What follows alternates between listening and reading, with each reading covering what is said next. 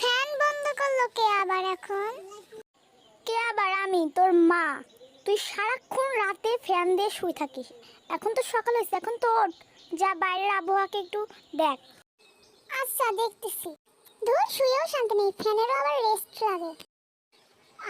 কত শান্তি! সারাক্ষণ যদি ফ্রিজের মধ্যে বসে থাকি তারও শান্তি। আমাকে যদি একটা এসি লাগাতো।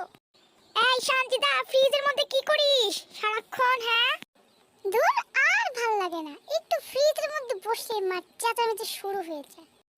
কি হয়েছে বলো? যা গোসল করে দেখা, তাই গরম একটু কম লাগবে না। সারাক্ষণ তো ফ্রিজের মধ্যে বসে থাকিস, একটু গোসল করে।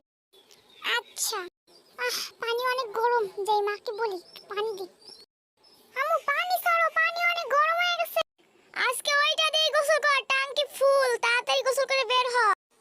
উফ, কি বাবা গরম রে ভাই, যাই একটু শুয়ে থাকি ফেলে নিচ্ছি। কেবল গোসল করে আসলি, এখন আবার রুমের মধ্যে শুয়ে আসিস। যা বারান্দাতে ঘোরাফেরা কর। আচ্ছা আম্মু। শালার মাল লেগে একটু শান্তি মতো কোনোখানে বসেও থাকতে পারবো না, শুয়েও থাকতে পারবো না। ওর ফ্যানের রেস্ট লাগবে, ওর ফ্রিজ